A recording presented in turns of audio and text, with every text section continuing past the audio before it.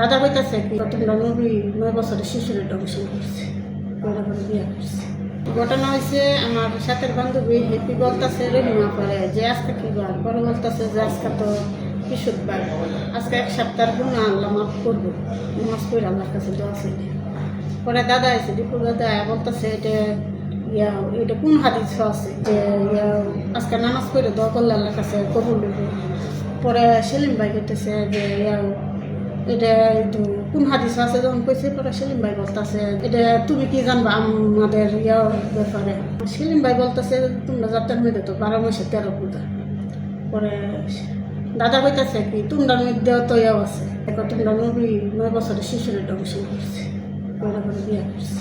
আমি একদিন আমার পাশের লোকের জিজ্ঞেস করছি আজকে কি বার, তখন সে বলতেছে আজকে বৃহস্পতিবার, আজকে সারা সপ্তাহ যা গুণা করছি গুণা মাপের দিন, আল্লাহর কাছে এটা পেশ করে। তখন এই দীপ এসে বলতেছে যে এটা কোন হাদিসে আছে, কোন শরিয়াতে আছে যে এটা। পরে সেলিম বলতেছে তুমি আমাদের ধর্মের কেউ, তুমি এটা জিজ্ঞাসা করতেছে তুমি আমাদের ধর্ম সম্পর্কে জানো। পরে বলতেছে এগুলো কুসংস্কার। দীপু বলতেছে, তখন সেলিম বলতেছে যে তোমার যে 12 মাসে 13 পূজা এটাই কি তাহলে? তখন দীপু বলতেছে এটা কুসংস্কার, এটা আমার মধ্যে কিছু নাই।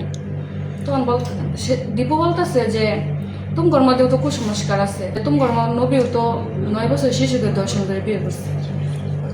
এটা বলার পরে তখন সেলিম বলতেছে তুমি এই জায়গাতে যাবো, তুমি আমার ধর্ম সম্পর্কে জানো না, বুঝো না, এই বিষয়ে কথা কই না। তখন সে গেছে গা, সেলিমও নামাজে গেছে গা। তখন আমরা আমার জায়গায় কাজ করতেছি। তখন আশেপাশে মানুষ হয়তো শুনছে, এটা নিয়ে আলোচনা শুরু হয়েছে, একজনের মুখে আরেকজন এরকম কথা ছড়াইছে, সবাই মানে একসাথে উত্তেজনা হইয়া মানে ওর কাছে আইসে সবাই ওর মানে মারবো এরকম একটা পরিস্থিতি, সবাই একসাথে হয়ে গেছে। আমার জিজ্ঞাসা আজকে কি বার, আমি বলছি আজকে বৃহস্পতিবার। আজকে এই সারা সপ্তাহ কি হয়েছে না হয়েছে আল্লাহ দরবারে পেশ করি। তার মধ্যে দীপু দাদা বলতেছে কোন হাদিসে বুখারী শরীফ নাকি ওঠে বাদে, উনির সাথে আর আমরা তর্ক করি না, ভাই কথা বলছি। ওই দিন ঘটনা হচ্ছিল মানে আমার অফ অর্ডার এরা 3 জন, আমি সহ 4 জন। আমি আমার টেবিলে কাজ করতেছি, এরা এদের কাজ করতেছে। দাদা আসি আমাদের টেবিলে আসি বসছে, দীপু দাদা বসছে। এরা বলতেছে একজনে বলতেছে আজকে কী বার, একজনে বললো যে আজকে বৃহস্পতিবার, আরেকজন ওটি গেলো যে আজকে মানে সারা সপ্তাহ আমাদের যা গুণা হয়েছে এগুলো আজকে আল্লাহর দরবারে পেশ করার দিন, আজকে আল্লাহর দরবারে পেশ করলে আল্লাহ গুনাহ মাফ করবে। সাথে সাথে দীপু দাদা উত্তর দিছে মানে এগুলো যে আপনি বলছেন এদেরকে, এগুলো আপনি কোন হাদিস থেকে পাইছেন, সহিহ হাদিস না বুখারী হাদিস না কী থেকে পাইছেন? তখন যা আমি অ্যান্সার দিই যে দাদা তুমি কি আমাদের ধর্মের কেউ, বা তুমি কি মুসলমান, বা তুমি কি মানে আমাদের আলেম ওলামা কেউ? যে এই কথা বলার সাথে সাথে তোমারে মানে হাদিস দেখান লাগবে, দলিল দেখান লাগবে, এগুলো কুসংস্কার। তখন আমি বললাম যে তোমাদের যে 12 মাসে 13 পূজা হয় সেগুলো কি? আমাদের মধ্যে কুসংস্কার আছে। আমাকে বললো যে তোমাদের মধ্যে অনেক কুসংস্কার আছে, আমাকে বলছে। তখন আমি বললাম আমাদের মধ্যে কী কুসংস্কার, আমাদের মধ্যে কোনো কুসংস্কার নাই। তখন নবীজি 9 বছরের শিশুরে দর্শন করে বিয়ে করছে।